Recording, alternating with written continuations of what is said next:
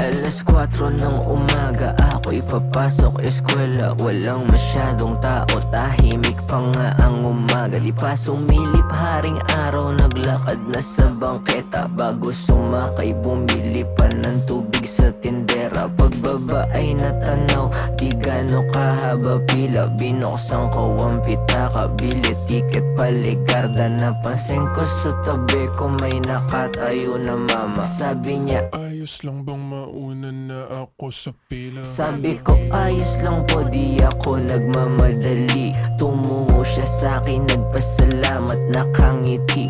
Parang may naramdaman ako, hindi mapakali. Bumigat bigla ang dibdib, parang may harang na tinik. Pero ako ay tumuloy, umakyat dun sa may hagdanan. Magkasunod kami habang papunta sa antayan. Tugtog lang sa telepono, aking tanging libangan. Di ko akalain mangyayari na kaganapan. Sabi ang pantay may paparating. Lahat daw kami sa gilid ay tumabi. Delikado baka kami mahagip. Mahagip kami ng paparating.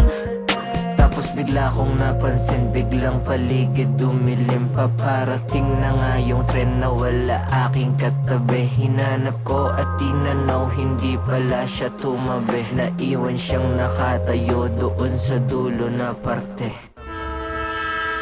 Nakita ko siya, tumalon din ako, nagkatubili. Umalaw ng kusa, katawan di na nagdalawang isip. Pinila ko kanyang kamay pero siya ay nagpumigil. Nakita ko sa gilid ng mata kong parating na yun din. Parang biglang bumagal oras, katawan namamanhid. Mga tao sa paligid, di alam ang gagawin. Nagsilabasan mga lalete, imbis na makisagip. Nagsigawan na sila, umuntik na akong matuloy. Kahit medyo alangan ako ay tumalon na rin. Tangi kong naririnig busina ng paparating na pilit nagpupumigil. Ilang segundo na lang rin. Pagkahawak sa damit, desperado kong hinila pabalik.